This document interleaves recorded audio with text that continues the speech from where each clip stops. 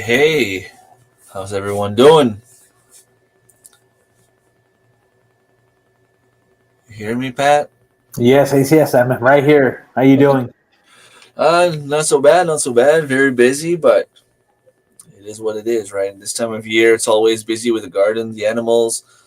Plus, my True daughter's that. graduation is kind of happening right now. It was her prom last night and the graduation tomorrow, so it's getting things ready, decorations, and all that kind of stuff. What So, grade is she in? Like what did she graduated from?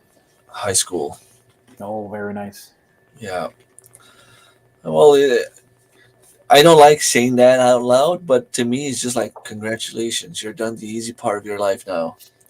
Now comes the big part. But at the same time, it's kind of the moment where, you throw them up in the air and you're like, fly on your own now. Bang. Yeah, sometimes they fall right away, but Yeah, true. it's mostly, the time where they officially kind of become adults, right? They have to be. So I'm going to give people a little bit more time to come in. I see only one person right now, so I know Marilyn was here early and Tracy was here. Let's give them some time before you start. I'll tell you about my little story from last night. Um, I started going out with my girlfriend. Uh, the one graduating, Alexa, was about 5 years old. Anthony was a little bit younger. He was a year and a half old. So I always treated them like my own. And of course, I mean, that's what you have to do. You take the woman, you take the children, and you take the whole family and The the whole, the mother-in-law whole too. thing. Yeah. And, the dad is not really around. He's out west working. And um, this, well, Anthony has been more like my son since the start. He's been calling me dad since he was a kid. Since he was really young, because I mean, I was going out with his mom. He was only a year and a half old.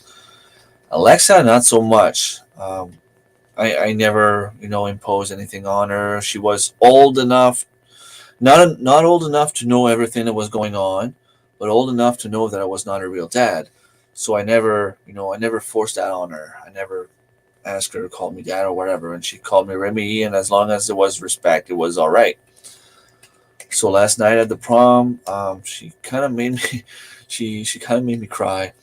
Um, when they come down, they present them as like, this is Alexa Arsenault, daughter of, and they said Remy and Manon Arsenault. So when they said that at that point, it kind of felt like, oh, it felt like, okay. But then I figured it was probably just maybe they're taking the names of the legal guardians on the documents, right? Because I was the name put there in case of emergency and stuff like that. So it kind of stayed that way, and then at the end it was the dance with father, daughter, and mother and son. So I was dancing with her, and I asked her like, "Is it you that decided to put my name, or was it just the school?" And she's like, "It was me." And when she said that, she held on to me really tight, and it was like, I mean, I had tears coming out of my eyes at that point. It was so, like, to me, it was so emotional. I was so happy that this happened because it was showing like all I was trying to build, like the family coming together. Um, I don't even know how to explain it, because A we strong she bond. barely ever talks. Like, she never talks. She'll talk, but I mean, never about emotional stuff with me, and it was always. And then when I was able to to get back my voice, I'm like, well, thank you, and I love you very much. And then she held me even tighter, and like, okay, now I had to cry again. It was a very emotional moment. Man, that's great. That's good you could share that. Yeah, I mean, it's just about realizing that even though she never called me dad, there was more than respect. there was some 100%. actual love there. She knew that I was treating her as my own, and I'm just gonna go and share that the live stream on the group here because I only see 3 people right now. I usually have more than that. Hi, Tracy. For those who don't know, maybe you can start by presenting yourself and telling who you are. And All right. Well, my name is Patrick Coste, and in the realm of homesteading, I live in the Eastern Townships, and I own 23 acres of wooded land where I live off grid, and that's part interesting itself. And the house in itself's got a better story, and well, so far it's been 2 years, and so far we love it, and we try to be self-reliant. Try to find a balance between technology and nature, and I guess we all into that sort of thing a bit, but we've been lucky enough to be able to move off grid by chance, I guess, and we took it by the horn. So that's me in a nutshell. okay, so first question I'm going to ask. I would love to go off grid. I would love to live the homesteading life 100%. My girlfriend, not so much. So, how I'm just wondering, like, how the conversation for something like that happens. Did you just know right away that you both wanted to go off grid, or is it like one of you two that just said something like, "Okay, well, you know what? I would love to live that lifestyle," or is it just something entirely different that just happened? And hello, Robert. Well, it's funny because it's sort of happened, and but when you think about it further, you always think when you were younger and stuff like that. And I guess it's a little bit of both. But at some point, living off grid and or living on the grid, but having self-reliant stuff is also almost the same.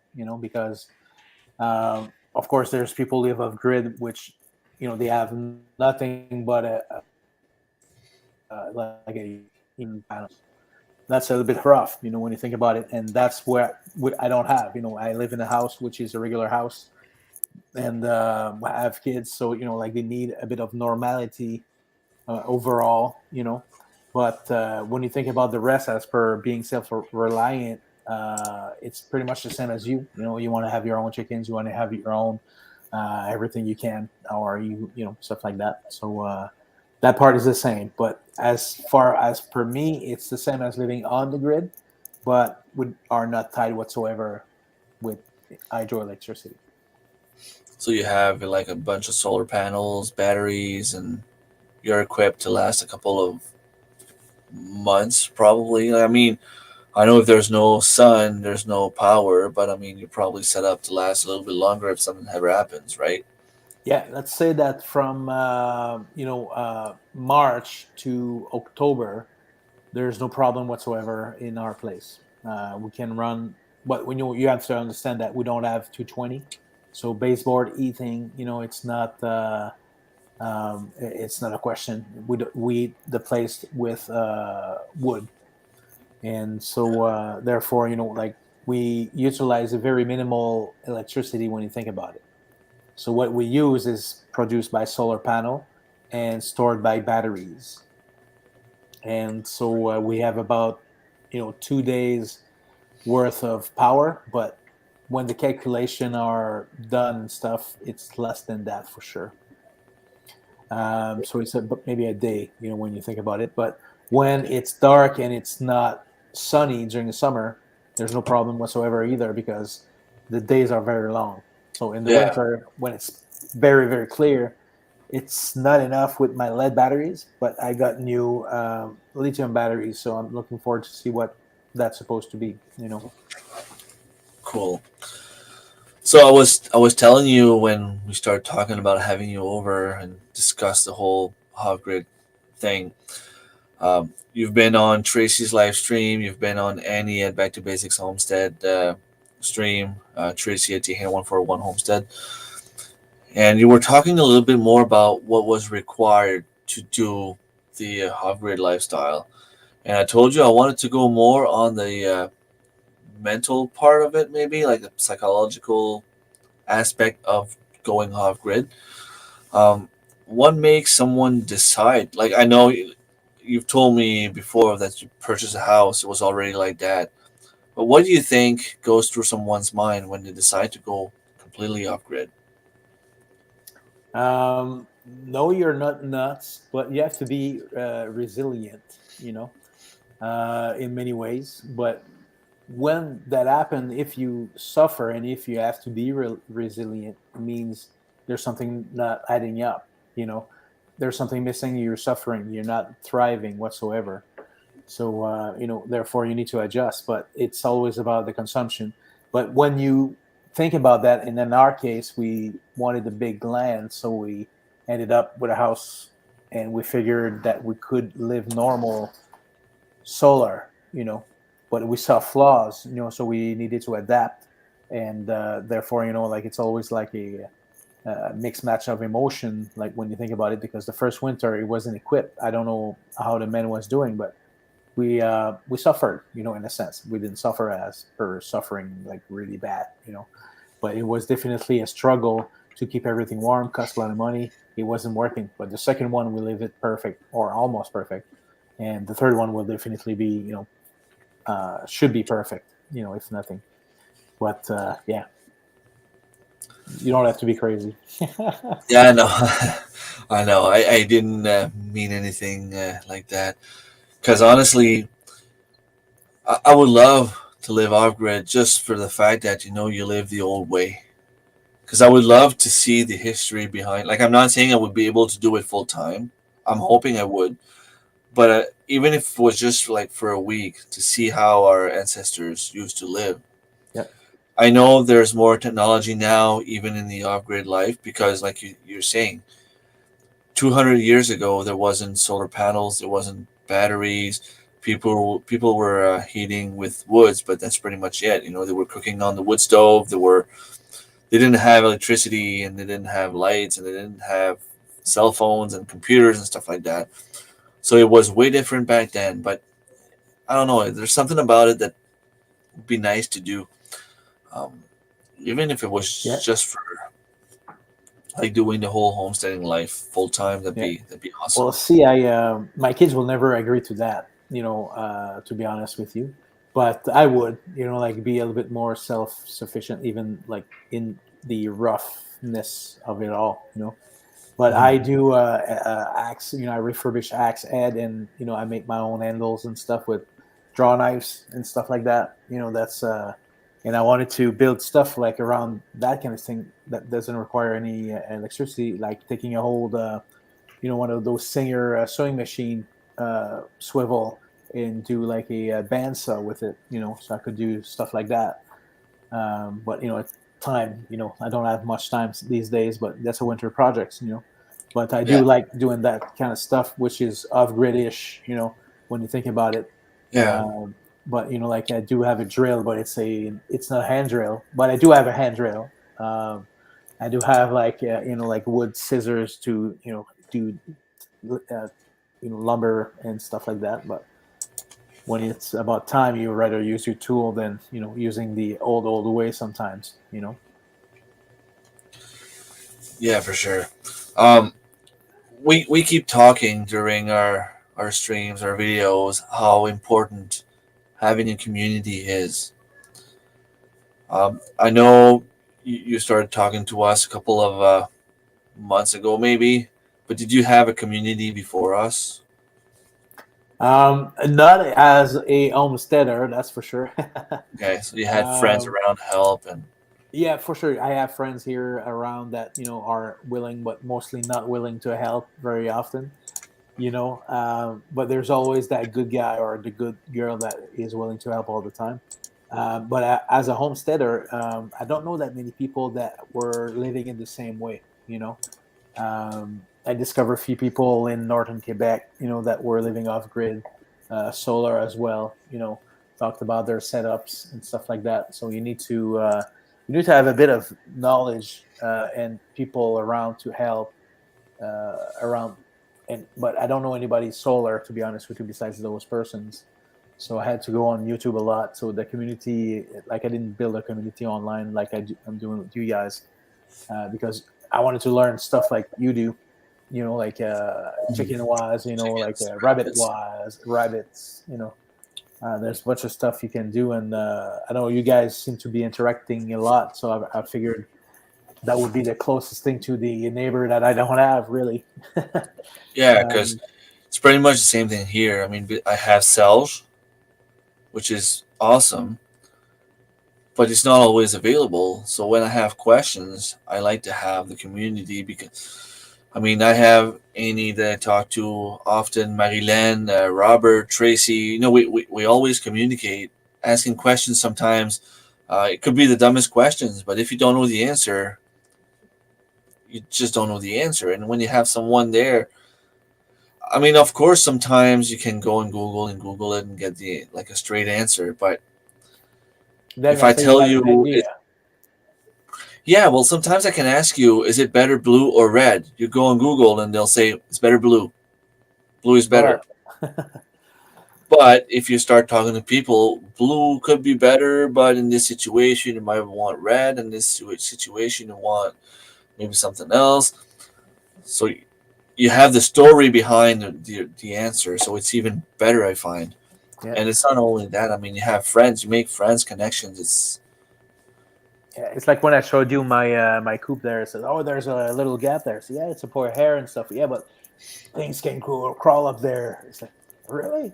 Yeah, yeah, yeah. I was like, okay, I yeah, built it all up, but like I needed hair, so I was like, okay, and it was like that before, like the old tree house, right? yeah. So I thought it was handy, but yeah, not when something can go in there and they actually put themselves there and sleep there during the night, The nice breeze, yeah. probably. Yeah. Because I've heard stories, horror stories about some of my friends that had chickens, forgot the door open, and they woke up the next day and all the chickens were dead. Eh, Annie is here from Back to Basics Homestead. Hello, hello, Annie. Glenda from Grace and Fire. Plumman's Backyard is here. Kendra. Uh, hello. Being Scan it upgrades are quickly. great. Well, I like the 21st century tech, so I found a way to be upgraded with tech. Hmm. That yeah, well, technology was built for a reason. So if we can use it, I mean, we had a discussion at the round table with Hickory Croft, Chris, Darren from Thorhaven Farm, and Mike from Me and New Acres. We had a discussion about that, and we all came up pretty much with the same answers. Where if the technology is there for you, might as well use it, but keep in mind that maybe someday it will not be available. I mean, you take a shovel. If you go 2,000 years ago, maybe shovels did not exist. Not the same ones we have now, Hundred but percent. now that we have them, they're pretty handy to have. And we have four of them. Yeah. No, I agree with technology. Like it's the same thing here. Like it's there, and when we saw the opportunity of using it, I remember when I was way younger, like like end of high school, I was dreaming about going off grid. Like moving off up on Yukon and stuff like that. But you know, dream is a dream. But when few years later, you realize, geez, it's possible to live off grid right now. Like of course it's not fully possible because you need a generator. You know, Yeah. when you think about it. So that's a drawback of it all. I'll just take a second to congratulate Hanny Back to Basics Homestead. She just hit 600 subscribers. And by the way, Oh, nice. I see Robert is here from Homestead Aquarius and Annie. Sunday night, 6 p.m. Eastern Time. Robert and I will be over at Annie's to talk about Shed Wars. Nice. So if you guys want to hear more about the story behind Shed Wars and what it feels for me to be part of that amazing world event, What's Shed Wars? Tell me quickly. uh, it's a friendly competition kind of thing. Maybe like a movement, or basically we're trying to teach it. If I tell you that the hashtags we use, Shed Wars Global Gardening. So it's basically we try to teach people, and it's a small friendly competition between us to grow as much food as possible. So we have to weigh everything that we grow, that we harvest, everything that we can forage, hunt, fish, grow in our garden. Everything counts, but it's only what you can use for your family. Everything you consume. Yeah. Yeah, If I have a bunch of cows and I kill 200 cows, I can't count them because they're not going to go for my family. But okay. it's a matter of showing how to preserve them, how to harvest them, how to raise them, tips and tricks. If you search for Shed Wars, there's a bunch of amazing people out there. It's a different community that we have, and they're teaching amazing things. I've been in there for like 2 months, 3 months now, and I've learned so much already. Sometimes Crazy. it's just tiny tips that you didn't think of, and when you see it, and you're like, okay, well that makes sense. It's pretty That's a cool. game changer. Yeah. Yeah, exactly. Um, so Very I'm nice, not gonna man. go too much in details, but take home part of the cows, it counts. Yeah, if you take home part of the cows, it counts. But I mean, you can't take 200 cows and put them all in your freezer and say that I harvested like 2 tons of food. It wouldn't make sense. Um, And so I'm it's only drinking and I'm drinking red wine. I'm not too sure what it is. red wine. Right on. I'm not going to go too much in details as for all the rules because there are different rules. We have to do certain amounts of videos, incorporate certain things. I'm going to leave that to Robert. He has a video explaining all the rules, and I don't want to say something wrong about it, but You're gonna talk about it with Annie on Sunday, right? yeah, we Cool. will. We'll try to check it out. Tracy saying I had a raccoon attack yesterday, only lost an egg or two. Caused the coon a lot more. Closing coop earlier now. I My want to say brother that lost all his chickens to raccoons the last year as well. uh, I If they go in, yeah, yeah. I have to admit we forgot the door yesterday, and we woke up in the morning. So yeah, are the chickens still there? And they were. So we're like, we're dumb. I'm sorry, I'm just replying to a message. I was on a marketplace today, and there was someone there with a bird cage selling $75 and brought the price down to $30. And as soon as I saw it, I mean, the cage is pretty much brand new, and I'm like, okay, so I want to get that. I mean, I can put quails, I can put chicks, I can put if I ever had sick chickens, I can probably put rabbits. Like it's a brand new cage. It looked in pretty good shape, so I'm like, okay, I gotta go and buy it. And then when I started talking to the guy, chatting a little bit, he lives about an hour away. So I'm like, okay, it's kind of now $50, $60 to go get it. It doesn't make sense anymore. And I'm like, well, it's on the Quebec side. I have a couple of coworkers that live that way. Maybe on the weekend they're going over for a drive. So I was just having a little chat with my boss, and she's like, "Yeah, I'm going. My parents are from that place, so I'll be there this weekend for sure." And I'm like, "Okay, well, Crazy. would you mind doing that?" She's like, "No, of course. I mean, I go there. I'll go and pick it up." So come to make the arrangements. Turns out that the house, the address I gave her, um, the person living at the house this was actually her sister's old house, so she knows exactly where it is. So she was texting me saying, "Okay, I'm leaving now. Just let him know that I'm coming." So No coincidence, that's for sure. it's weird sometimes how stuff happens. So I'm Yeah. gonna have a brand new cage. She's on vacation next week. I think she's gonna be around home though. I might go after work at her place and just go and grab it. Um, but it's pretty cool. No That's worries, amazing. Annie. Very happy to do it. You can have a chicken or a bird in anything. So you Yeah, say. So you say. yeah. But if I have a cage, it's even better. Oh, my mouse is acting weird. It's not only StreamYard now. My mouse, I'm trying to click, and suddenly the mouse goes. I like to take home You're part talking about perhaps your computer Windows. mouse, not the actual mouse. No, it's a Oh, the wireless battery. one. It might be the battery, yeah. But I change it often. Usually I change it pretty often. Yeah, you talk a lot about batteries to me. I know a lot about batteries.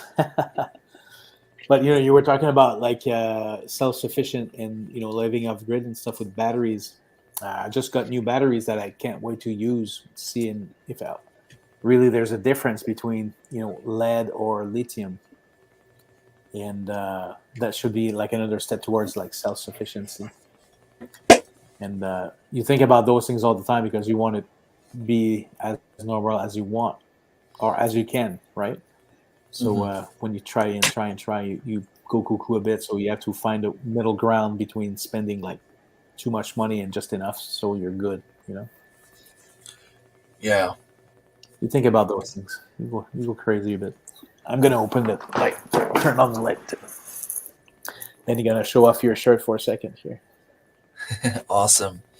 Squad Fortress. I had the same one. I got it Wednesday, I think, and I wore it to sleep. So You still have them on your shop there. yeah. Oh, they're gonna stay there forever now. It's pretty cool. Yes, it's Uh, actually perfect color for gardening when you think about it. yeah. I don't feel guilty wearing it. And even Angie was surprised by the quality of the shirt. Through that, like it's Squash counts, Annie. Squash counts. oh shit. So Kendra has a question. How often do you replace your batteries? It's about 10, 15 years. Oh, wow. It's some people have it them for 20. Depends. Like the other ones that I have are acid, lead batteries, and they've been there since 2015. So about 10 years, I guess. And they were good still, but we wanted to have the upgrade, and we were kind of afraid actually that the lithium batteries would go up and or not available. Um, so that's why we kind of anticipated the blow of that. So, but yeah, definitely 10 years, 15 years, you can use them. The lithium batteries, the newer batteries, you can definitely have them for 15. Um, you know, lead batteries less, but yeah, it's still good. Lead batteries, it's not that expensive when you think and compare to lithium. So the longer the lithium, the better. And even though you have to replace your lead acid batteries more often, it doesn't cost as much. So you know, you can find a balance if you want to. Cool. Annie was saying that she loves the shirt. I love it too. I think I have pretty much the same color. I took the charcoal color. It's just a little bit more on the grayish side, Oh yeah, but it's pretty cool. I was surprised by the quality as well. yeah. I got too much gray beard, so I can't wear gray shirts. Oh, I'm right there with you. And I would have white hair if it wasn't for being half bald. Yeah, it suits you well, so that's good. Well, thank you. I don't have that nice shape of a head, so uh, has anyone made a squash be with you yet? I was thinking about making one. Not yet, Tracy. You can go ahead and make one. I'm gonna have a whole collection of squash shirt in our wardrobe soon. I think you're good to go, Tracy. So, question for you: Are you using lithium iron phosphate batteries? If so, what brand? I'm currently not using them, but I have them in the box in the basement, right besides everything else. And so yes, I'm using lithium batteries, and they're Amper Time. Um, I bought them on Amazon. You had the choice to go all over the internet or local and this and that when it's about lithium batteries, and so we decided to go with the one that had the best ranking whatsoever online, and that's the one we found. It wasn't the cheapest, it wasn't the most expensive, But we basically wanted to go with the minimum amount of batteries we could, and so those guys had them available. Basically, 24 volts, 200 amps. So they're about 80 pounds batteries. I got two of them to replace 16 lead acid batteries. Cool. Yeah. Question from Kendra. Do you rely on a generator during the winter? I know the price of gas can be crazy. I know some people off grid spend a lot of money on gas in the winter. Yes, off grid equals generator during the winter. I haven't met anybody who doesn't do that, but it's not always the same, right? But definitely November, December, January, February is where you would use your generator. The better your system is, the less you use your generator. And mine is propane and gas. So right now the propane is fairly cheap. If you go here at the hardware store, you pay about $15 to fill the 20 pounds of you know propane tank, and that lasts about 4 or 5 days. So if I had hooked it up to my big tank, it would cost me way more because it's, I don't know, the demands and supply. But yes, always. And I wonder how much it's going to cost this winter if I use gasoline. It's going to be expensive. Uh, at least double. When you think about it. And but we don't use it that much. And with the new batteries and new panels from last year and all, we should be fairly good. But we're still going to use it. I bet. I'll keep you. I'll keep you posted on that. But I bet we're still going to use it. Would definitely love to be on solar someday. Right now, we really need to get our water on either solar or hand pump. Yep. That's pretty cool. I mean, my uncle has an old camp. He built it up brand new from scratch after. Um, but he used to have this hand pump, you know, for the well. And right now they run on generators and solar panels as well. I don't know how much power he has. I know he has battery. Even my dad has a trailer in the woods and uses solar panels. But I think he only uses the panels for like for lighting and stuff like that because he's running everything else on propane and the generator, of course. Yeah. Tian mentioned his lead. Yeah, there you go. 4 or 5 years, um, and that's normal too. There's some that could last 15 years in lead acid. That would be a record, but you pay for them like crazy amount of money. Well, it's You know, probably like anything else. The more you pay, the better quality you get. yeah. And Plowman there, she was talking about a pump and stuff. That's a good way to start. I always say that to people is if you want to get into solar and you don't want to go crazy, and everything, you can just put a light on your dug house. Like do your garage. Do like a little part somewhere, do something that makes you think about it and how it goes in regards to that. And then some people do a van, shed, whatever. Uh, I have my barn. I have a small solar panel, maybe a feet and a half wide by 2 feet high, okay, and yeah, it's connected to a battery. And all it does is put some lights for the quails because they're in a corner and there's no window pushing lights on them. So at least that way they have some lights. yeah. It's crazy what you can do when you talk about solar. You can have a solar thermic, like panels that eats up instead of giving power. And therefore you just put that on your chicken coop, and that eats up your chicken coop. If you need stuff like that, but yeah, you have to think about other alternative. When you thought about psychological stuff, you think about it in a different way. Like I needed a coop, so what can I do to make the coop proper so I don't use energy to do Run it? it. Same with everything else, and if I do, what do I do in order to bring that electricity there? Put Same more as if you windows. had, pardon me?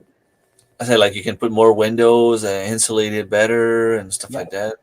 Or if you had electricity and you would like to have something else there, you would think the same, well, not the same way, but you would think about how can I get my electricity there. Same for me, like how do I get it there? Well, it's just different thinking. I just need panels, or I need the wire still, because I just need to put a breaker in my regular electric wall. That's very interesting. Yeah. Some of those batteries can be cycled 50,000 times and only drop to 80% efficiency. That's pretty cool too. Hmm. Yeah, it's light and day when you think about lead and lithium. Definitely. Well, there's many technologies in between the two, right? So when you see them today and you see them like I don't know 10 years ago, there's a big difference. But really, there's many generation in between. But it is night and day. I can't wait to see. To be honest with you, um, yeah. Hopefully they will last. Hopefully I didn't get a lemon. If someone was to go on solar, what are they looking to spend to change over to solar from hydro? The permission, first of all. I don't know how if you're hooked up to hydro probably don't want you to be cutting Switch. off. Yes, they are. Uh, I don't know how you call it, like a net zero plan that you can hook up your solar panel with hydro, so you give back to the grid and take from the grid when you're taking too much or giving away. But that doesn't have any batteries, right? So therefore, you're not sufficient per se, self-sufficient per se. Uh, but definitely, you could have solar panel and split your bill and cost probably $0 at the end of the year. But when you want to be off grid, I'm not sure how it worked to be cutting off the hydro. This house here never been hooked up to it, so basically every like side there's about 2 Ks that doesn't have electricity coming. Like I'm living in the middle of it, sort of thing, because the man before did never hooked it up. So so yeah, can't say Precisely. precisely how you would get that, but the cost, if you started a new place off grid with no hydro and you can basically live there, it varies so much. If you do it yourself, you're going to be cutting the price in half, and I'm sure Tracy can testify to that. You can find old stuff, new stuff. If you build new stuff, like my upgrades here, I'll tell you right now that the panels are not the thing that cost much. you know Usually it's about $1 a watt. So if you buy a 300-watt panel, it will cost you about $300, just average. You know, so you can have 3, 4, 5, almost 10 kilowatt for not too much, but it's could be like going crazy when you think about it. 20 grand, 30 grand and stuff. But if you go minimum and you say,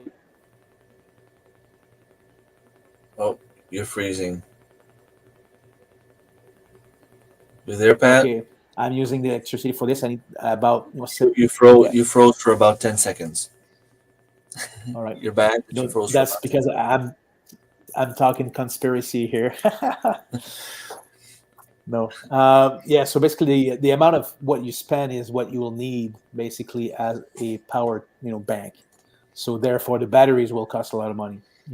I wish I could have three batteries. I would have basically 2 or 3 days of no sun whatsoever.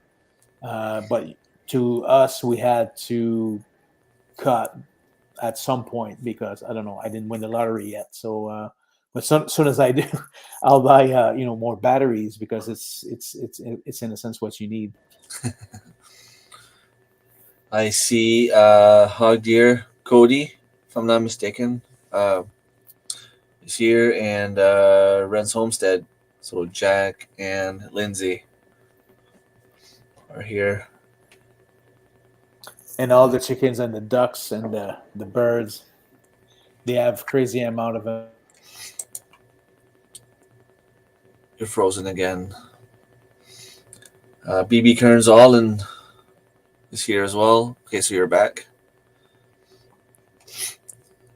That's one of the flaw of being off grid, right? You're not connected to a good internet. Is it still going? You're good now. Freeman generator, so it's premium only over $6 a gallon. You're still cheaper than what we have here in Canada. I can't translate the gallons and stuff, but it's $2.16 right now here for a liter. Let me check just for fun because I'm curious. Dollars liter. So Small Generac, but I want to change my battery.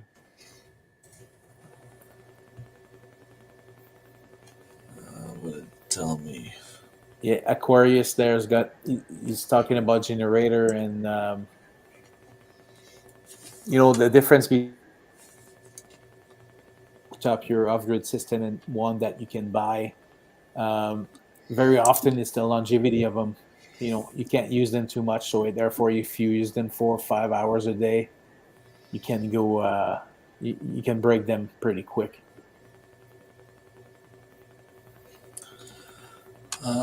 So I no need to buy a solar fridge. I had no idea either. I didn't even know it was a thing. Um, yeah. The my and I hope Tracy will write something if he can there. My personal goal is to get as much as I can on the 110, 120, right? Because my system is built and on 24 volt, giving me 110. So having stuff directly plug into the batteries, let's say, and having a different system, um, like it's hard to conceive to have different system in my case. So if I want a new light, I won't go and fetch a 12 volt light because I want to plug them into batteries or something like that. um, I'm just going to go on the 110 and build on that system. So like having a different part of the system, different using different voltage, it gets confusing at some point. A lot of people do that because they follow like the RVs, you know, and all the vans and stuff like that. They're like, oh, the van used this kind of lighting, I'm going to use that kind of lighting. The guys use this kind of fridge, I'm going to use that kind of fridge. Well, I'm just gonna say hi to Higgy Homestead. Thank you for being here as well. Check out Solar King Solar Lighting. It's a self-contained system that I use in my house for lights. Okay, I will. Mhm. Okay. StreamYard is acting up again. Good stuff costs even more, but it's a great idea. So I said hi to Renz. So it's only Jack. Lindsay is having a girls' night out. That's pretty cool. My girlfriend is over at the fire hall. We rented the place. Well, didn't rent. My dad is a former firefighter, is a honorary member, so now we can just Swing by do anytime. all the fun stuff that firefighters do without having to go on the fires. He's a retired volunteer firefighter, so we have the place for tomorrow, and they're all putting decorations and stuff like that. Plumman said hi. How dear Cody is here. BB Karen Solomon is here. I have a new small generator, but I want to charge my batteries with it only when the panels won't. I think that's the way most folks do it. I don't want to run my generator all the time. Yeah. When you think about your system and your grid, you got your solar panel that goes to a charge controller charging your batteries. Batteries give the electricity. But when that doesn't happen, you need another part from the generator that charges your batteries. And what I have is what's it called? I don't remember the name. It's called like a shore. Like when you have an RV and stuff like that, you basically plug it to an electric wall. In our case, it's a generator, and it gives Okay. the power to the battery. So basically, convert the battery.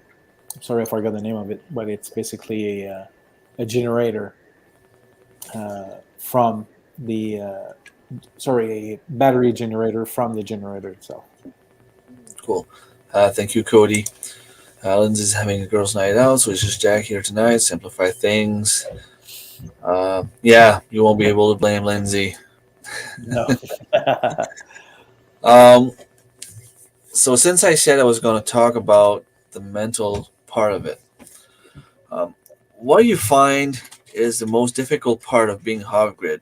Because we all have in mind that it's like a fairy tale life where you live by yourself, you do your own stuff, which is probably somewhat true. But I mean, you have a job, you still go out there, you see some people, you're not completely um, you know by yourself. Um, but what would you say is the hardest part of doing that lifestyle? um,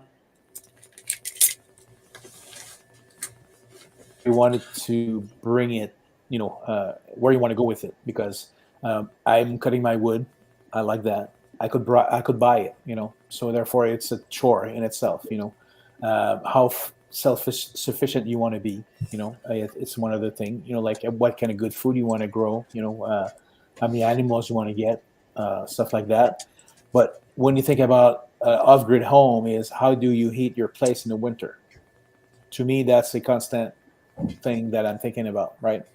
Um, I'll right just now we have a I'll wood be right back. furnace. Keep Yeah. going. I'll be Okay. Right now we have a wood furnace, and it works perfect. Rand's got the same.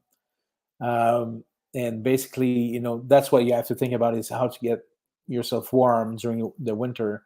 That can be complicated if you have it on a hill, unequipped, poorly equipped. Sorry. Uh, you would struggle with that, or like how do you eat your stuff? Like you don't have a regular stove. Right now here it's a propane stove, so we can always cook, so there's no problem. Doesn't take any electricity. But definitely during the summer there's no problem whatsoever because light is barely there during the day.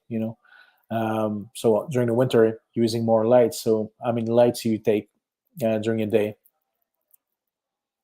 And TN's got a there you go, charge controller. We're RN. Yeah, that makes sense. That makes sense, and that's enough for a couple of people too. So a lot of time, what takes a lot of energy is what you think about is the heat during the winter. How do you replace that? Like I was saying, and also the amount of water pump, what kind of pump you're using. You know, so the better you're equipped, the less you worry about it. So that's what you want, right? You don't want to worry about it, but you don't want to spend like $50,000 because you don't want to worry about it because you're still going to worry about it somehow. you know. So yeah, and got a good example of a 12-volt system that you could go on off grid. In this in a heartbeat. hmm That's pretty Inverter. cool. There we go. Thank you. Inverter charger. Go ahead and start. Okay. Yeah, that's pretty cool. Like you're saying, I mean, I wish I could go off grid, but it's probably not a possibility here. But it doesn't mean that I couldn't have a cabin somewhere off grid, and there's always a lot of things to think about. I mean, maybe I can't go 100% off grid because I need a house and I think right now you kind of need to have a place where they can find you or whatever. Yeah, But it doesn't mean you very can't often. have it and spend your life there. Very often is the permit of living. And there's a bunch of them. Like there's a certain size of your place. Some people cannot even have solar panel parts of stuff. So if you want to move off grid and you feel like you have the strong head to do that, I'm sure there's plenty of place you can go, but there's plenty of place you cannot go as well. Off Sure, why? gridders. Why? Okay. Why? Yeah. Well, Rand's there. He's got a very good point. A lot of people are, you know, hippie that live off grids, and nothing wrong with that. I love it, and that's towards where I would like to go when I get older. Um, but like I was saying with kids and stuff, you need a bit of comfort, and so there's different layers of gridness. Like I was saying, you can live in New York and have like perfect living, but then you can have a place like me and have a perfect living too, whatever you need. You know, Cool. but few beer always. Both both scenarios. There's beers. Um, the way things are going, I want to make my own power. Yeah. And like everyone else, the way things are going, I think everyone's going to get to that point. Um, I mean, internet is going to be a luxury again. Right now, it's a necessity for most people because work, you want to pay your bills, it's all done on the internet. You want to talk to someone, it's done on the internet. We've been pretty much isolated for the past 2 years. We all we had was the internet. The news now, everything is just on the internet. But if you want to have internet, you need to have power. But I'm really starting to wonder if people are not going to get away from all of those things because it's getting more expensive. And Yeah, I'm not sure. It's like paper. Will paper go away? I don't think it will. It will. So internet and all, but there's definitely a sense of peace when you live off grid, right? So you don't have to be crazy to be peaceful in nature. You just have to be there and understand. So that's another thing that you have to understand, that if you want to move off grid, you can, but you have to be willing to live, in the bush. And usually people are okay with that. so my next question, maybe I don't know if I can find the right words, and I don't know if you're going to be able to elaborate on that. Life right now, pretty much everyone is stressed. Everyone has a mental issue of some sort, and I'm not judging because I mean I suffer from severe anxiety. Sometimes I'm doing better now, but there always seems to be a problem up here with no matter what we do. I don't know if you want to go there. If you don't want to answer the question, it's fine. But is there? Do you see something living off grid that makes it worse, or maybe even better? I know you're doing it. You're happy doing it. It's probably doing better for you. But do you think that I don't know? I don't know how to ask my question, but I'm just gonna let you go ahead. Um, you could go crazy and get the cabin fever if that's what you're talking about. Yeah, Because like in my case, I don't live far from the village. Let's say I can go to a grocery, like a small grocery, within 5 minutes. You know, so it's really a fluke where I live in matter of electricity. But I know people who live 45 minutes and have electricity. It will take 45 minutes to go to the same place, right? So it's really a fluke. So I don't feel secluded, but people who want to be off in the boondocks, you have to be ready and rugged as much as you can. Because right now here it's everything is light. I don't have to live off the land as 100% living. Like I don't need to struggle you, or yeah, you don't have that stress of okay, I need to grow that much vegetables, otherwise I won't eat for the winter. exactly. But there's always a preparedness in my mind, and that's where I think Homestead Aquarius is going to. And there's a mild preparation in daily life. You don't have to think about the end of the world. You just have to think about inflation and the amount of things you want to grow. And we all want that here. I know that much. And for many reasons, money, health, anything. But the main thing is to try and get ready for whenever the day comes to be able to grow that potato, even though it's a $3 a 10 pound a bag, you know, of potato. It's dirt cheap. It's not even worth it to grow. But if you don't know how to grow them, it's worth to grow them anyway. But Hmm. yeah, you don't have to be out there to think about just having more potatoes in your bags in your cupboards. I was doing that way before then I moved here. But whatever happened in in time of late, it's basically made us go a bit quicker to our dream, I guess. But we always thought about being self reliant, but never as per electricity. It happened that way, and like, oh my god, like, are you up for it? Well, the house is a bit outdated. Can we afford? Can we manage? Can we do it and make it happen?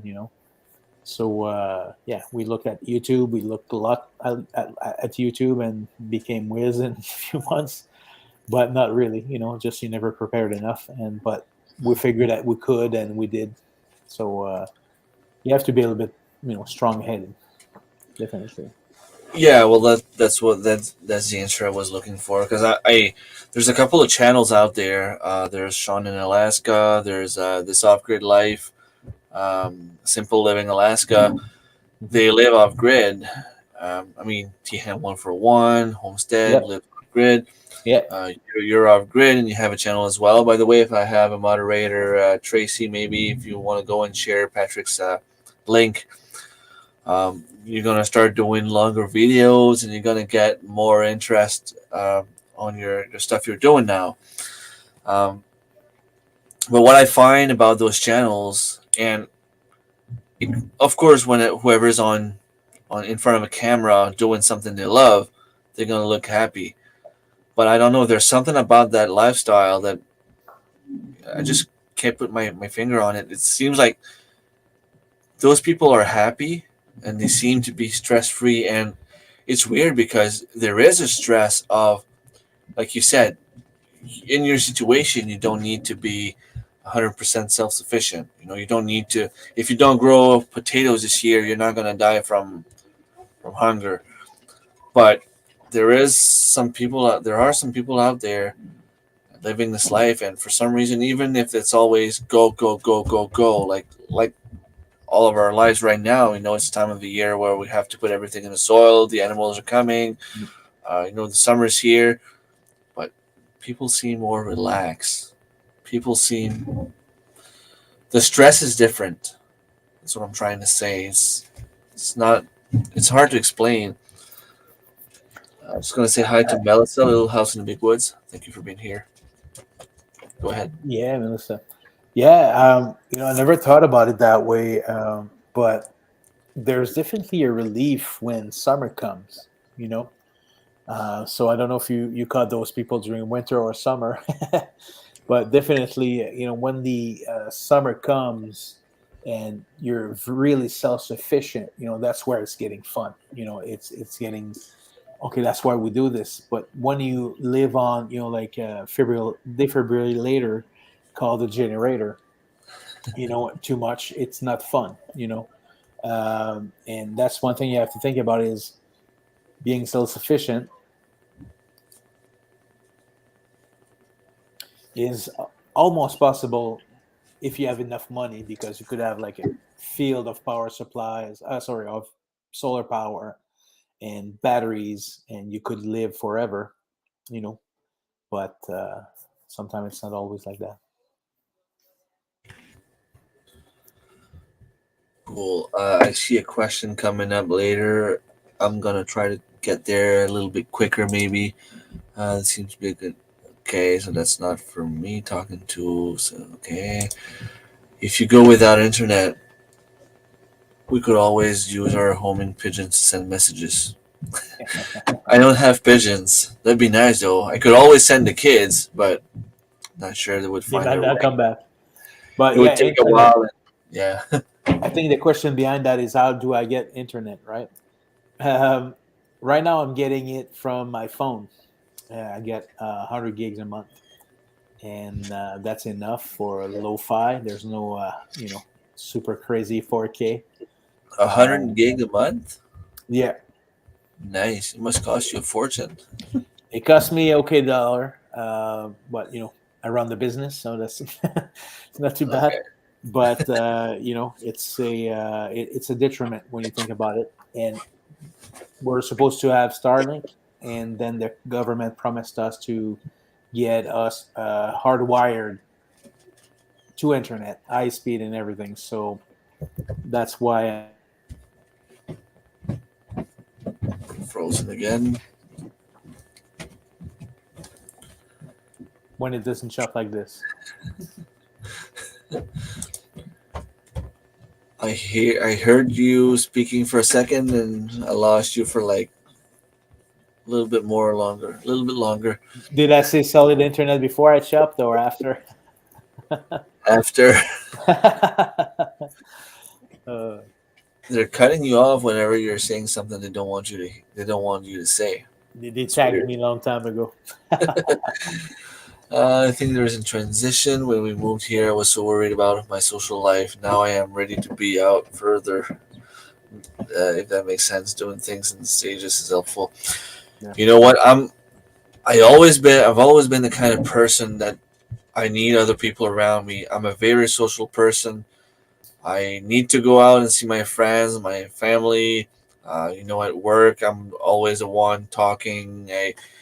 I used to coach kids in sports, and I was always the one, to try to go out and meet everyone. If I go in a party, I'm the kind of guy that's gonna go and meet everyone. But now, not that I don't feel like doing it still, but it's more like I feel a little bit more pleased by staying in my own things. yeah. Hey, I hear you there. You know, it's about what you desire and who you want to hang with. I like chickens these days. You know, but I went to crazy Toronto last weekend. You know, I saw a lot of chickens there with their head cut off. But you know, it's just different. But you're happy when you come back and you feel the groundness you have. You know, with all that. And I think nobody can achieve that to some, like some level. Mhm. Yeah. I hear you right now, but you're okay. You're just you were frozen for the whole time you were speaking. I could hear you, but I couldn't see you move. But you're back now. It's probably one of Jack's pigeon in the way of your signal. It got cut in the antivirus. Being prepared and having a deep pantry has a good common sense for thousands of years. Mhm. Yep. And if you would have asked me 10 years ago, like I've said it before on other live streams and other videos, I would have said, like, "Ah, that guy's weird, he's living off grid." I would have thought you were a weird guy, like a weirdo, but now I don't see things the same way. And with, I'm not, I mean, I've never been afraid of, something could happen and I might need to have food in my freezer. But when I started gardening, homesteading, it felt good to finally not having to worry about finding money to go get some food because worst comes to worst, we always have food in our freezer. There was a time I remember I needed to go in my mom's place, and that wasn't too long ago. We're talking about 3 or 4 years ago. I needed to go in my mom's place in her freezer, uh, borrow some food. Like I would call my mom saying, "Mom, look, I need to feed my kids. Like I'll go and grab some food in your freezer." And she's always telling me, "Just go ahead and grab what you need. Like don't starve because you're afraid to ask. Just go and get what you need." But now having the garden, spending more time hunting, fishing, uh, gardening, foraging, it's not the same. Having the animals, the chickens, the eggs,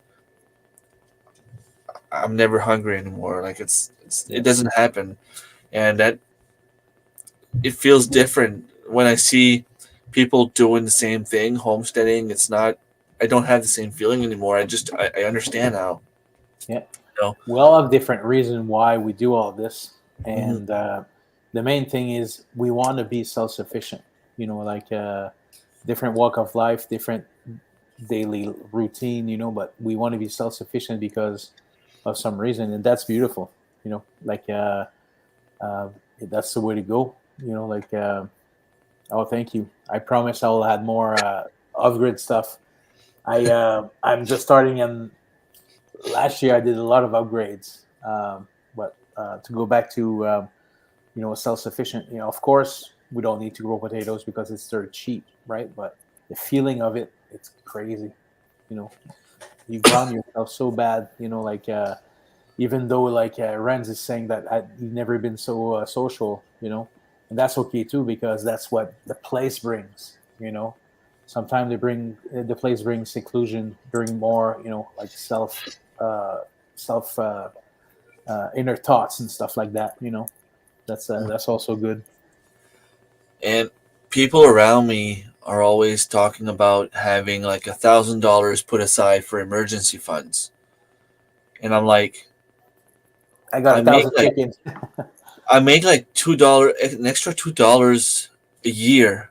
Where do you want me to get $1,000? Like, it's impossible. But now I figured, if I go plant a garden, raise some animals, it's an investment. I'm not gonna lie; it costs a lot of money to raise animals. But then you start counting everything you spent, the animals. I run pretty much even, but if I need to put money on feed, if I need to put money on a chicken coop, if I have to do those kind of things.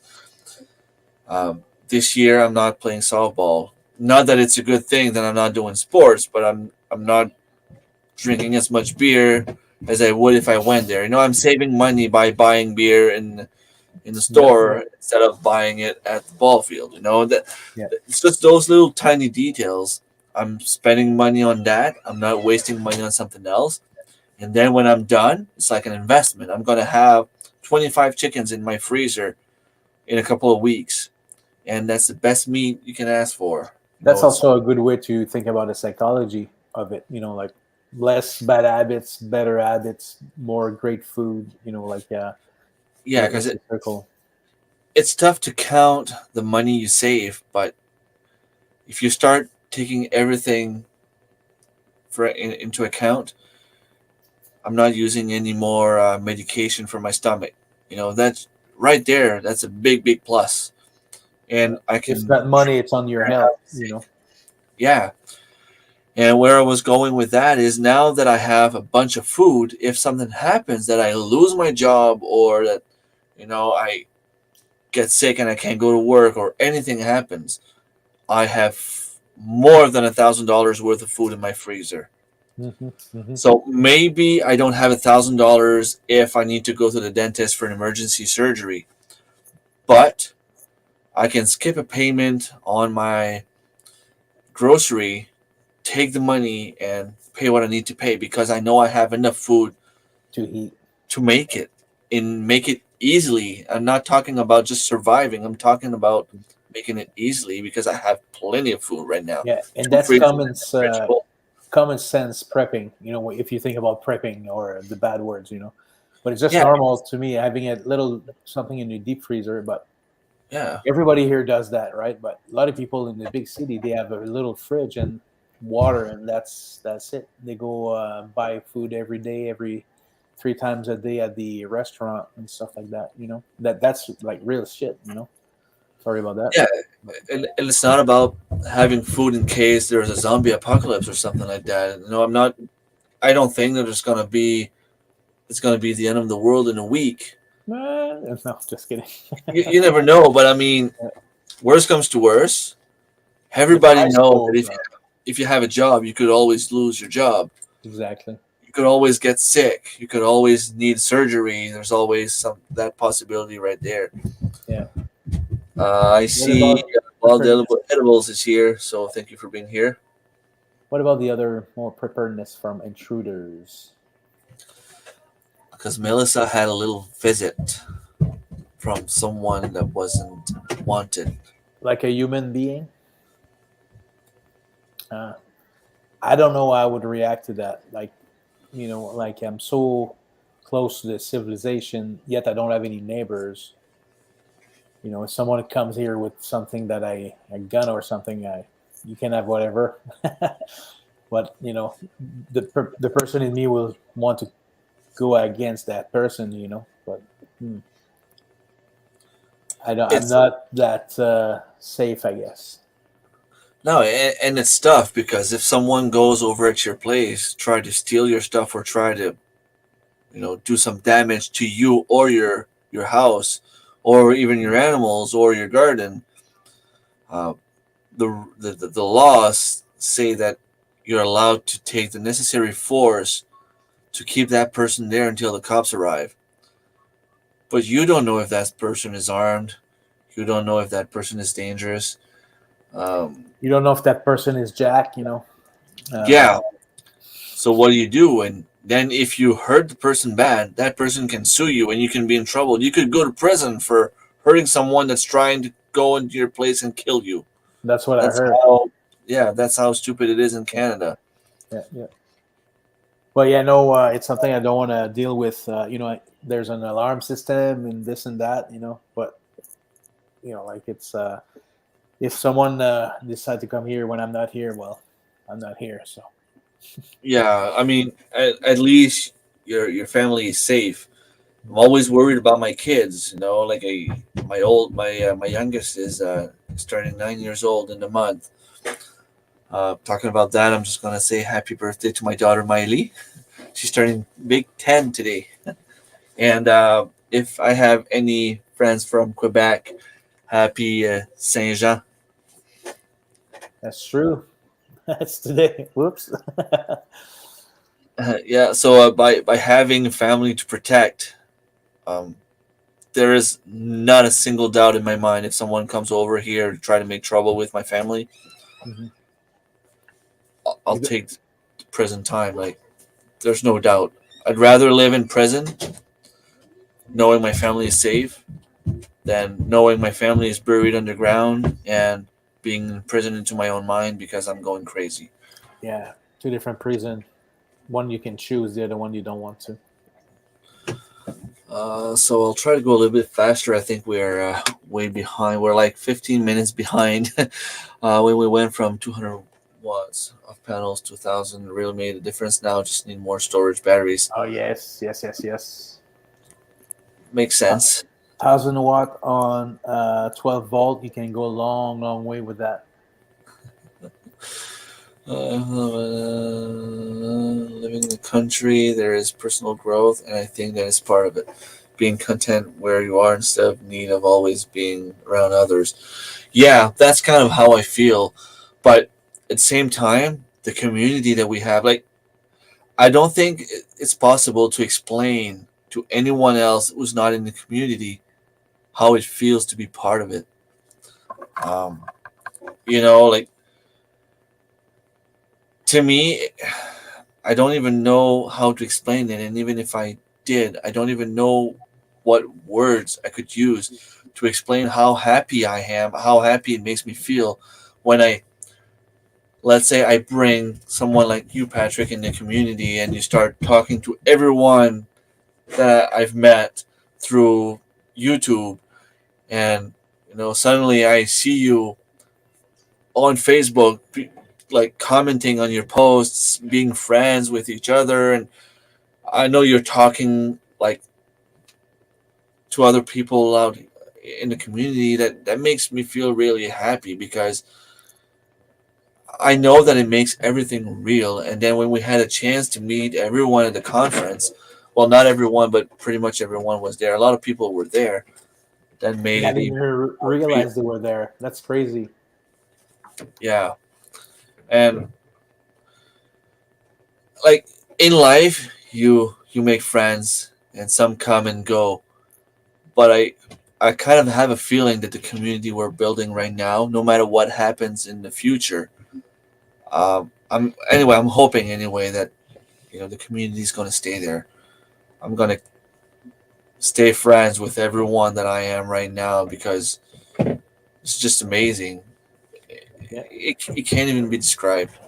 No, it's easy and it's hard at the same time. Like there's wave. There's summer. We're busy, and then we'll gathering back up in the at the end of the summer because we're gonna show off our our crops. But like same thing. I've met some.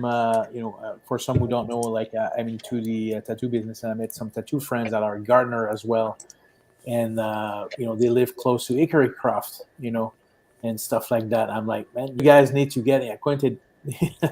They're big fans, of like going like big gardens and stuff like that. So it's fun that anybody that can garden will garden and they will have fun. And we all that have all that in common. Like it started with questions I had about chickens, and all of a sudden I'm talking to the chicken man himself. Uh, you know, it's I fun. am It's we're people. You know. I am far from being the chicken man. You want to know the truth? Like, I had chickens for maybe 10 years now, but I had a couple of chickens, and I still feel like I know nothing about chickens. And the whole homesteading life to me is all new. It started about 2 years, 2 years and a half ago. So you say that, but to me, it's just like, okay, I had a bunch of chickens. I would Yeah, feed them, you learn. Yeah. get the eggs, and that's it. That's all I did. Once in Right. a while, I would lose one, buy a couple more. That's it. Like, Yeah. it, I really started Remember learning when a little bit we talked more. about? I don't even know if I'm. You're freezing again. Yeah, I'm good now. You're there? Yeah. Okay, I hear you, but I don't see you moving. Hello. Yeah, I can hear you, but you're still frozen. I don't know what's wrong with my phone there. Talking about internet, but you were saying that you weren't the chicken master, but you learned at some point about chickens, right? Yeah. Um, I think it was 2 years ago now. I I went in my chicken coops. I don't even know how it happened. I think I saw a couple of videos on YouTube about people talking about lice. And I'm like, okay, well, maybe I should check my chickens, you know? And then I started checking my chickens like every once in a while, like every week or every second week, I would check my chickens for lice. And this one day, I, I picked one of the eggs, and there was lice on it. I'm like, what? What's that? Like, you don't know what it is if you've never seen them. Yeah. So I'm like, okay, that could be a lice, but what is it doing there on the egg? So then I started checking all my chickens, and luckily for me, there was only uh, one chicken that had lice. Um, Unfortunately, it was a chicken that had just been sitting on a bunch of eggs. So all the little chicks I had lice on them, Oh and my god. they didn't make it. I put that chicken away from the others. I treated them all with some special spray I had here, and turned out great. So I was lucky, knock on wood. I lost a couple of chicks, but that's it. That's There's a crazy. couple more people that came in. I'm just gonna say hi. I see Darren from Thorhaven Farm. Her new land is here as well, and I think I saw someone else rambling with the brums. Scott rambling with the brooms. Scott is here. Thank you very much, everyone, for being here. Scott, congratulations again on your 1,000 subscribers. And I know you have your watch time, so you're probably monetized by now, which is awesome. Um, every channel that I have right now, like I would no doubt put my name next to theirs. They're all amazing channels. So everyone in here, go visit one another. You're all amazing. I can vouch for that because I met them through you pretty much, and there's a bunch of like I can see pretty much everyone, and they all have like truly good information, like TN and the compost, like craziness. I like his compost videos a lot. Well, his compost is pretty awesome. Like he took it in his That's it. hands and it was like all fluffy and like perfect. That's it. And that's what I was looking for when I found you guys. Because our sisters were prepared and we had a deep pantry. They prepared and survived so that we could now. Yep. Yep. Yep. And I think it's more important than ever to teach the kids and our grandkids how to grow and preserve because there's like everything skipped a generation, and if everything ever goes sideways, well, it is going sideways now because the cost of living is going so high that Can't the deny middle that. class is now in the poor category, and the rich people were the ones that were living like not maybe not rich, but let's put a doctor making $150,000 a year. He's not as rich as he was. They're That's, middle class now. yeah, they're middle class uh, now. yeah, we're sort of laughing about that, but that's the main reason why I'm keeping many cans of tomatoes. It's just because the can of tomatoes is $3 now instead of it being $1. From before. So Yeah, just that is common sense to me. But I understand that it's not everybody who can do that. But if you can buy one more can every week, like at one point you're gonna have like a month worth of food that you don't have to worry about, or just you don't have to go to the grocery store and buy something quick because you have them all here. You just and that's what I'm trying to do. Whenever I go to the store, like buy like one or two can of beans or one or two cans of peas. But then again, like I have a big family and we eat them right away, so I never seem to get on top of it to yeah. put some aside. So I'll Yeah, you have have to to go go and buy. crazy. You have to go crazy at one time. You know, Yeah, just go and buy like a dozen of each kind and put them somewhere and try not to use them.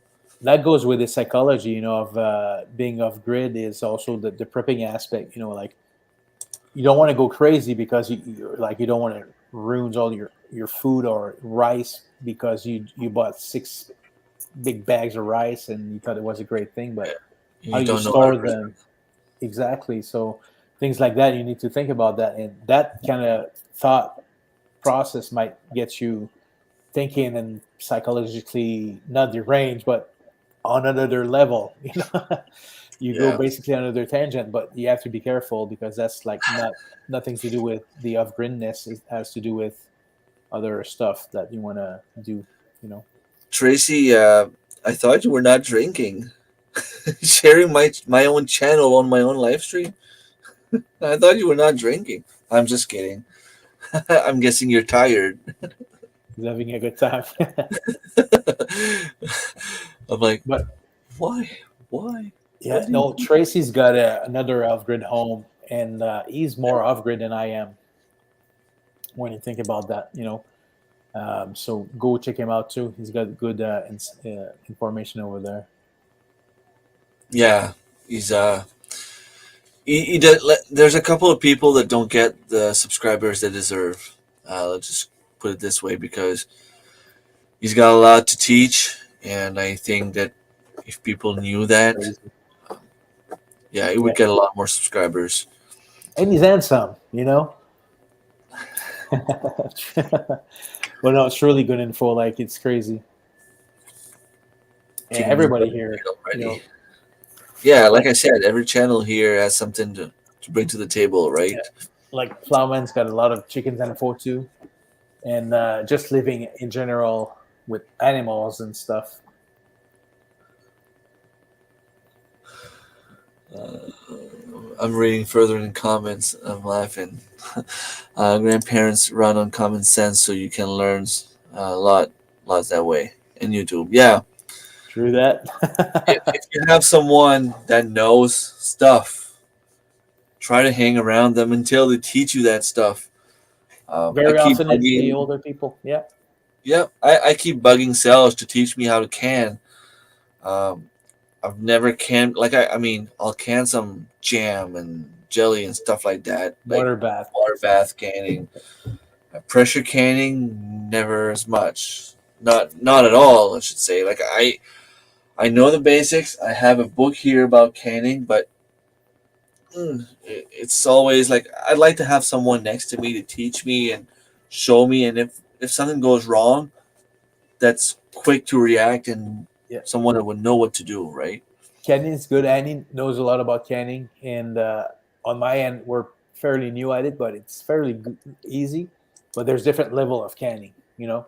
Like when you think about it, you have to go through all the process in order to learn.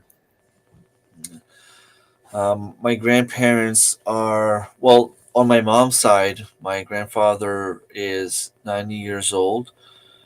Um, he's he's not he's not so bad. Like he's got his head. My grandmother, she really went downhill in the past 2 years. Last time I saw her, like I was actually wondering if she would recognize me or not. Um, so I I don't think doubt she's that still she would be around. able to teach me anything. Sorry. Trading eggs for fish. That's pretty cool. I wish I could do that. Okay, so I am. Definitely. Yeah, I'm 17 minutes behind. A lot of people arrive at homesteading after looking to prepping. What's the most prepared lifestyle you can have? The interest clear. Yeah, exactly. Hmm. Uh, I'm gonna skip a little bit. Try to go a little bit faster because uh, oh, Streamyard is doing it for me. Okay, well, I've got a bunch of chicken people here. Our rooster had a couple of our hens have zero feather on their butt. They're all, they're not raw and flame. They're not leaky or gross. What do you think the problem is? You probably have fertilized eggs. That's all. I mean, sometimes they could be a little bit like too hard on them. If you think that they're hurt or something like that, I would put them away. But beside that, I mean, usually if you have a rooster with the hens and you're trying to get them to breed, um, they will lose their feathers on their butt because that's what the roosters do. So everything is normal there. Duly noted.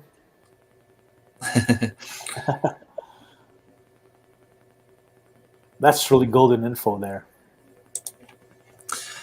I think the same way you do, Robert. But I think there is a special definition of recession, and it's not just being uh, it's not just the inflation and people being poor. I think there's more to it to the word recession. But I agree. I mean, there's something going on right now that um, people need to realize that it's already here. Yeah, that's 100% true. I have rum to bring to the table. Oh, I wonder if you mail some if we would get it by the end of the night. a barrel of rum, a barrel of rum. We can say no to a barrel of rum. I can't see a chicken plucking feathers out of the rooster. Makes me wonder if how they're roasting is a problem. On top of the nesting boxes, maybe the friction is removed. Did I? So your rooster is losing his feathers too? Is that it? Uh, I'm really not sure about that one. I think it's called gonorrhea. What? um, yeah, I'm with Tracy on that one. Maybe he's fighting off a predator. Maybe if there's something in your coop. Uh, if you have a camera, I would suggest you put a camera there because you never know. Uh, you could have a dominant hen, or it could be molting. But Over the rooster, like the hen would yeah, go. it happened often. But it always depends, like on the size of the rooster, on the age of the rooster. Um, I've seen when I had a couple of bantam chickens, and I had one rooster, and I introduced new hens to that flock, and the hen was dominating the rooster. Like the rooster had to take his corner because he would have been hurt by the hen. It doesn't happen often, but it does happen. Craziness. Buff feathers. Maybe you have a gay rooster, and you just have the one rooster, or you have more than one. Could be all those things or bugs. Just look close and see if no signs is probably the other suggestions. Yeah, I would. It's kind of weird. I don't know. Did you Google it? Can a hen identify as a rooster? Who knows? Maybe all You never know. maybe. Where apparently two female eggs can give a female now. It's in the mainstream news. It's not. It's hard that it's not all the hens though. But maybe he has his favorites. You could that's a possibility. You could definitely have. You could have his favorites. Now I'm still puzzled about why he doesn't have feathers. Yeah, that's what I'm thinking. You might have a dominant hen.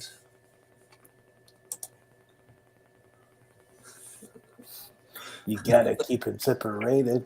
Hey, that's what came in my mind as soon as I saw that the offspring they're coming to Rimouski this summer. I wish I could go. Like they were one of my band when I was younger. Definitely, I saw them in Calgary before. It was Oh great. yeah, nice. The rooster and the Very other long chin time ago. players have featherless butts. I haven't noticed any signs of the rooster being messed with any hands. I don't know. That's you might have to keep a look. Put a camera if you have one. Try to see what's going on. I have naked neck quill overbreeding. Can do it. Okay, that's another possibility too. I have quails right now, but um, I'm just waiting for tomorrow afternoon for my eggs that I have in the incubator right now to make sure because they came out at day 18, which is weird. So either I am completely off with my dates, Yeah. or I might have two more eggs in there that might come out anytime now. So tomorrow we're the 25th. As soon as I have a chance, maybe we'll have to wait on Sunday, but I will clean up the incubator. I have a bunch of quail eggs and a bunch of chicken eggs. I will have to put the eggs first because I think the quails come out at day 18, and apparently my chickens do too now. So I don't know. Because of the incubator. Yeah, it might be, or it might be just the humidity, or because it's warmer than it used to be, or I don't know. Is it like an exact science, or it can vary? From 21 days to 18 to 23. I've heard stories about chickens going to day 25. I've heard stories about them being out at day late 19, early 20. Uh, it's not that often though, and I guess the heat could do a difference. The humidity can do a difference. The breed of chickens could do a difference as well.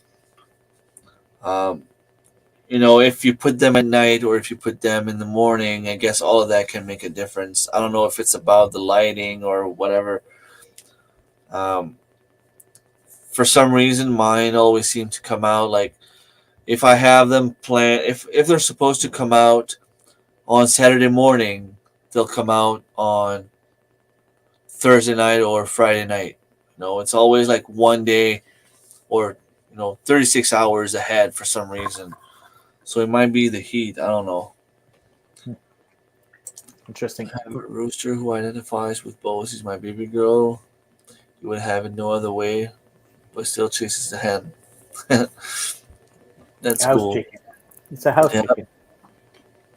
I want some chickens bad, but I dread the learning curve and the extra chores. I used to keep a few quail and sold pickled quail eggs. They were easy. Chickens will be a new thing. Mhm. Honestly, chickens are very easy. I find chickens easier than quails. Quails, if you go to open the cage, they'll try to get out. Okay. Chickens, They're unless very like friendly.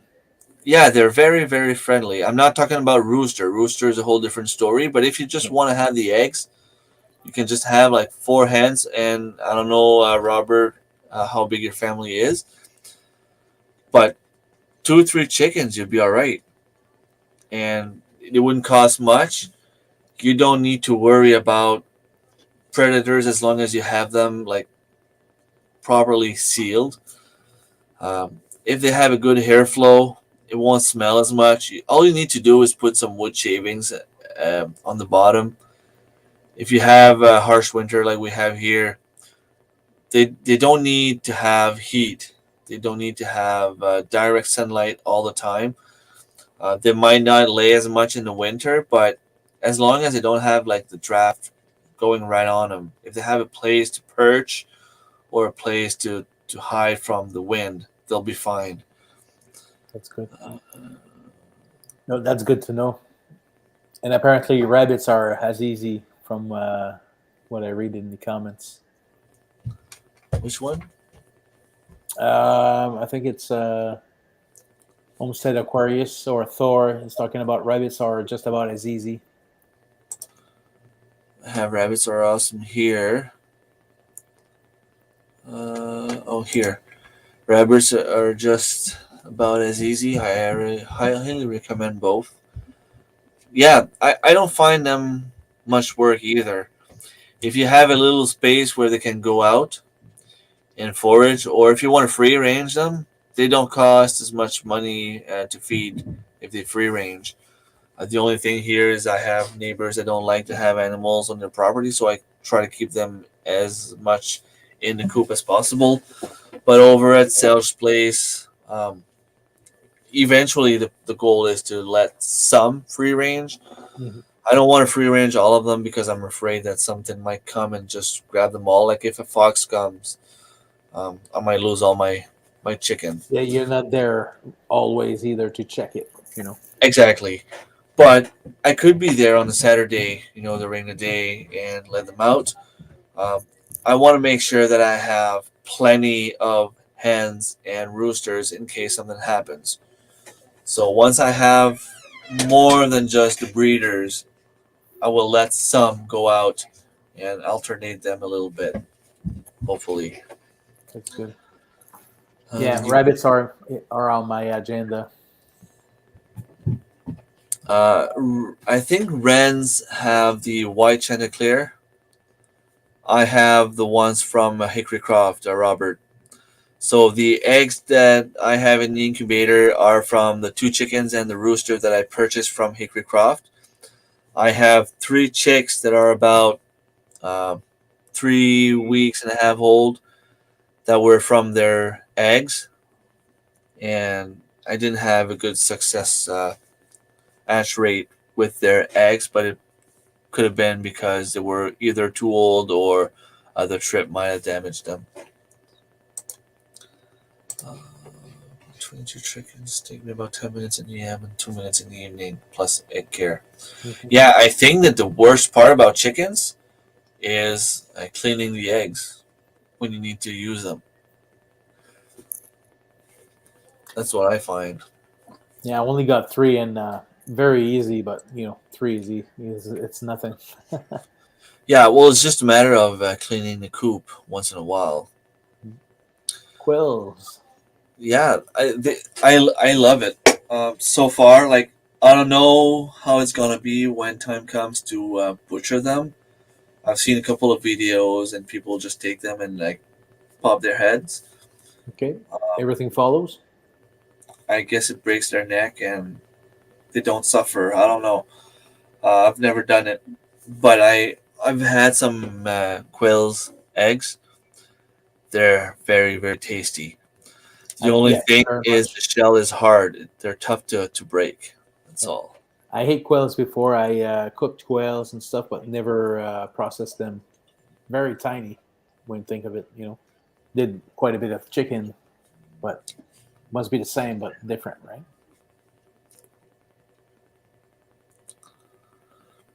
Cool. Feral chicken in one of my trees all winter, no shelter. That's amazing. Just the fact that it was not uh, bothered by predators. Hmm. Okay, so is they're giving the answers now. Probably still behind, right? Well, only 4 minutes now. I'm thinking about Buff Orpingtons. That's right. Personally, Robert, Buff Orpingtons, they're one of my favorite kind to have. They're cold hardy, and they're a color that if it's too warm, they're not bothered as much. They are getting big, so if you want to eat them, they can be dual purpose bird. You can put them in the freezer easily and have a lot of meat.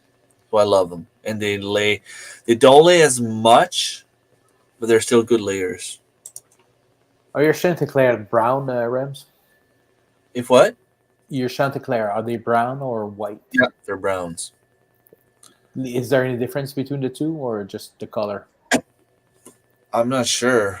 Um, I've heard story. Sales keeps telling me stories about they were trying to get the breed to um, be good for cold weathers, and apparently they came out with these chickens, and I guess that's why they don't have a big comb on top of their head.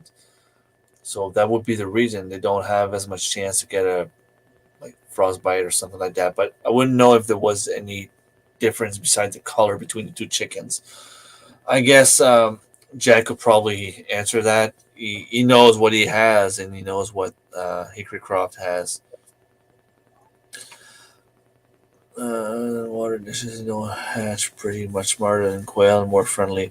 Yeah, chickens will fight to establish the ladder, but once that is done, they'll be all right. They won't fight as much. I think quails will fight to death if they have to. My God. We love free ranging our chickens, however, when seeding, transplanting, expanding food, forests, etc., then chickens will destroy all your work Mhm. unless you fence everything. Yeah, 100%. of course. I'm I thinking that I would need like 30 chickens just to mow my grass, you know? Yeah. Right now, I have some baby rabbits on the grass, and Nice. I don't have to cut lawn where they are because they eat everything to the roots. Do you have I like a fence, or you have like cages, or are you? uh, I did what Chris said in one of his last video. I just put them in a cage and put them on the ground. So Okay. far, no predators came close. Well, maybe they came, but I didn't see them. They're close to the house. Um, they're not digging, or I'm not giving them time to dig because I'm changing them every day.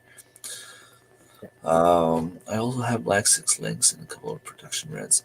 Yeah, I love the buff Orpingtons as well. Are they like the orange one? They look like orange. Yeah, there's Rhode Island Reds and the other browns. I don't remember the name. The ones from that you buy from the co-op. They're not the same.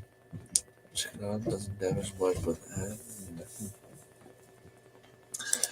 keeping the nesting boxes clean is a big help.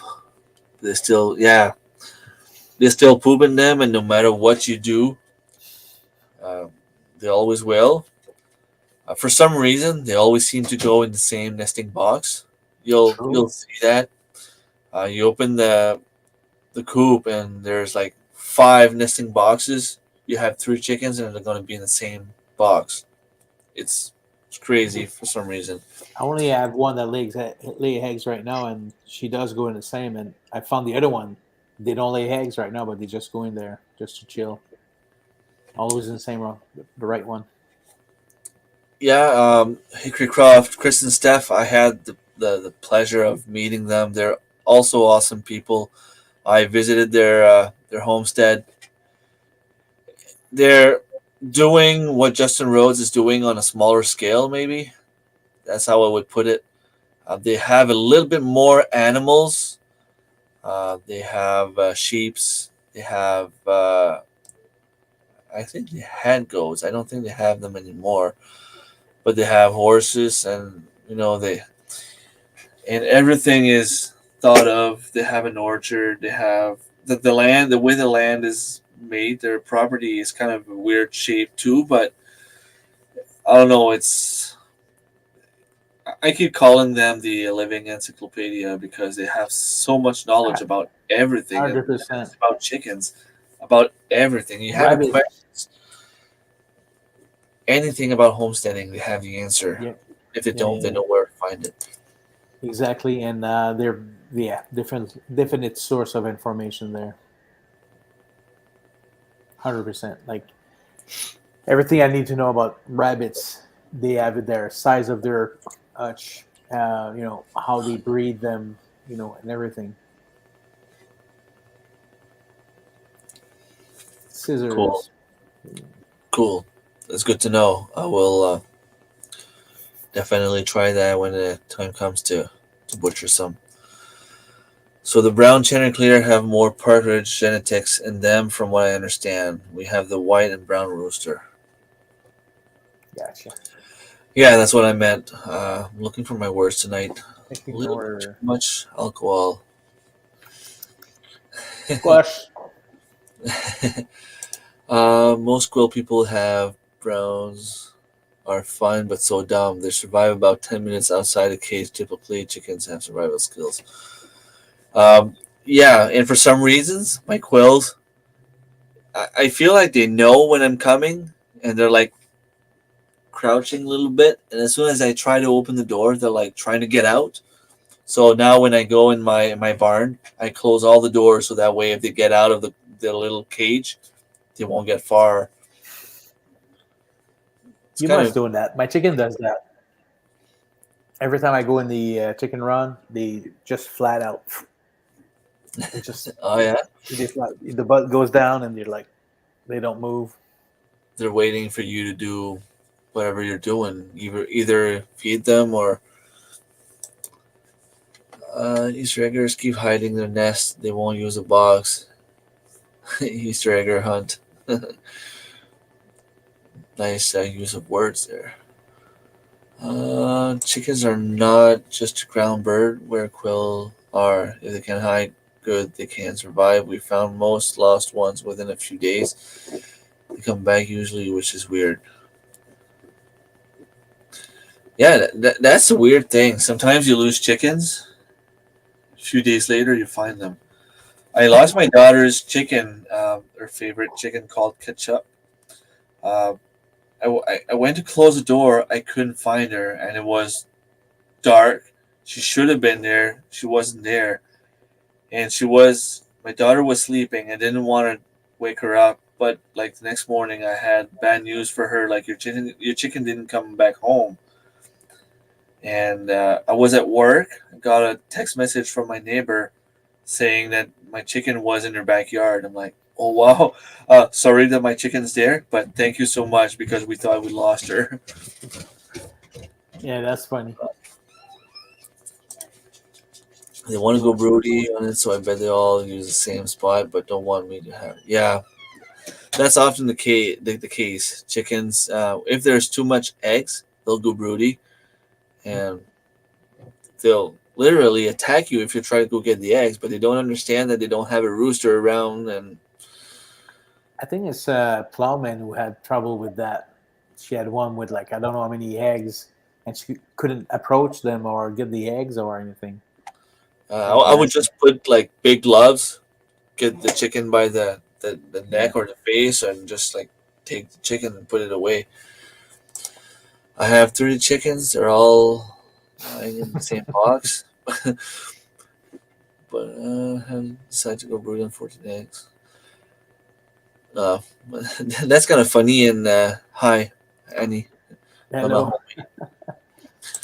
home. My cat That's and dog crazy. used to love to help me find escapees. I had to beat them to the inkwell. I bet my dog would bring them back, but not sure the shape of.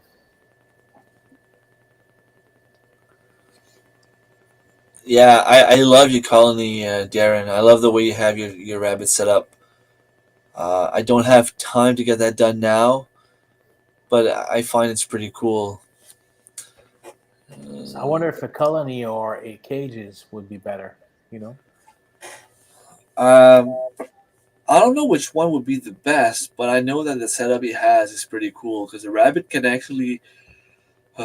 can go and run around, and they dig holes and they have a couple of tunnels, so that's probably a good thing for them. They can hide if it gets too warm. Okay. Have broody hens pick at me when I take the eggs, but I've never had them commit to attacking me much more behind that. I can always manage to get the eggs with bare hands. I could probably do it too. I don't know. It might be just like a mind, like in my head thing. Safety hazard. Maybe if I just went there and grabbed the eggs, it'd be all right. But there's always that one mean chicken that seems like she wants to eat me alive. Sometimes what I do is I'll take a small shovel, just go in there, like push her out. Once she's out, she'll be whining like for like 15 minutes, and then I take the eggs and she's fine. Believe me, the first time I heard my chicken laying an egg, I was wondering what was going on. Yeah, they make a lot of noise. Yeah, I was like, well, what? Wasn't expecting that. Does my incubator suck?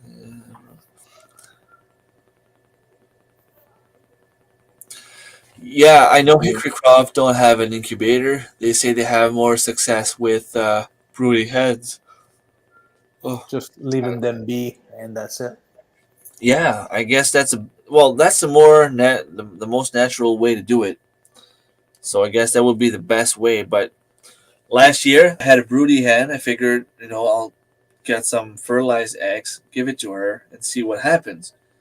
So I take the eggs, the eggs that were there because they were not fertilized, put all the fertilized eggs, take physically the chicken and go and put her back on the eggs. Came back the next day, she was broody in another nesting box. Like, why? Why? Yeah, you think it's black and white, but it's not. Yeah, we keep the adult in cages, and then the babies get raised in a colony where they are old enough to separate them from the mom. Gotcha. Yeah, you save money by doing that. Do they eat more grass or bacon twist left to bruise? I have about seven more. Never made nuggets. Yeah, desert laying song. It seems everyone's that's weird. Sometimes you hear one chicken started singing and the other ones just start singing along. It's pretty weird, but cool at the same time.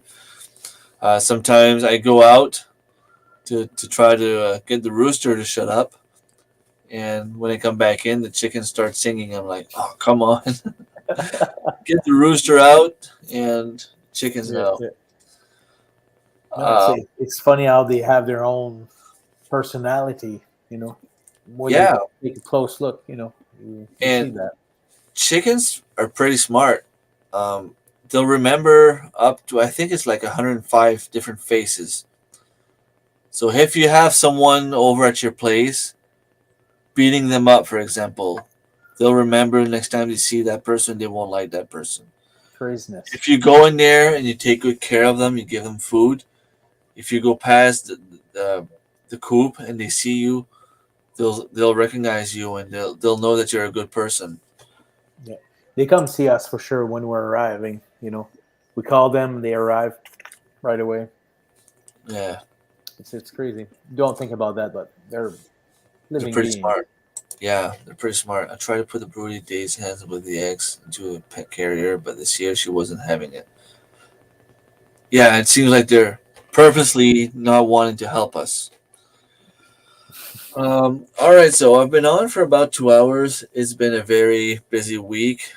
Prom last night, graduation tomorrow morning. We'll stop it there unless you want to add anything. Maybe one last quick question. We're talking about chickens. You're off grid. Do you like it? Do you like having chickens? I love having chicken off grid or on grid. It's brand new, like last time I had an animal, dog and stuff like that. But the fact that it doesn't require any energy whatsoever, you can always basically be self-reliant with chickens. That's beautiful. It's part of the self-reliance, energy wise, food wise. So to us, it Uh, was the first thing. Was just simple to go for. yeah. I I'm just gonna take a second. I'm sorry, Michael. I'm very, very, very sorry. I saw you there earlier, and I know I forgot to mention you. Forgot to say hi. Um, Sorry for not acknowledging you, and thank you very much for staying here the whole time. You're Um, good at tracking all those crazy things, I, those I factors. try. I try. There's always this odd thing that can happen. But Michael has a wonderful channel as well. He's the kind of guy that loves. He doesn't have. I don't think he has chickens. I don't think he does. I'll But he still has talk to you, Michael. wildlife. I'll Huh? still talk to you. I'll still talk to Michael. You know, Yeah, he's the kind of guy that has the wildlife around him, nice. and he keeps filming those fish, those different birds, those snakes, those different lizards, and it's pretty cool. Uh, yeah, Michael has a video of a frog in the window catching a fly, and it's pretty cool and it's pretty amazing. It's That's what life is all about, right? I'm gonna So go check it out. Yeah, I popped him up. yeah, go take a look. Um, so I like it. I like it. You guys are doing such a great job of all with your all your channels. well, you're part of it It's now. inspiring. Just get a schedule going on longer Well, it's thank you, videos and all right. Well, thank you very much for being here, thank you. and I hope everyone has a nice weekend. And I hope that everyone has a nice growing season. Gather Together Homestead. Thank you for joining. I was actually about to leave. My daughter is graduating tomorrow morning from high school, and I have to get up early. And there's also going to be for people in the squash club the morning coffee break thing. So I will be up at 7 a.m. It's 11 right now. I have to go take a shower, and I'm curious about the hockey game. Tampa Bay Lightning against Oh dear.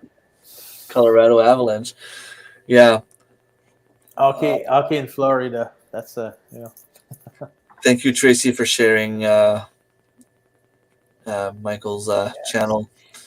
And yeah, sorry for leaving so early. Well, we've been here for 2 hours now, and like I said, I have to get up early. But thank you very much for dropping by. Gather Together Homestead and other great channels from the states. All right, so I will stop it there because I could keep talking for Yeah, forever. And it's easy, right? But yeah, thank you for inviting me. And no you problem. are a wealth And of knowledge all the time. It's great. well, you have a lot of knowledge too, and it's fun to have different kind of people living different lives and doing different things. That's what it's all about, right? That's why we have a community. Everyone's got something to bring to the table. All right, take care, everyone. Have a nice weekend, a nice growing season, and I will probably talk to you all at some point later this week. Take care.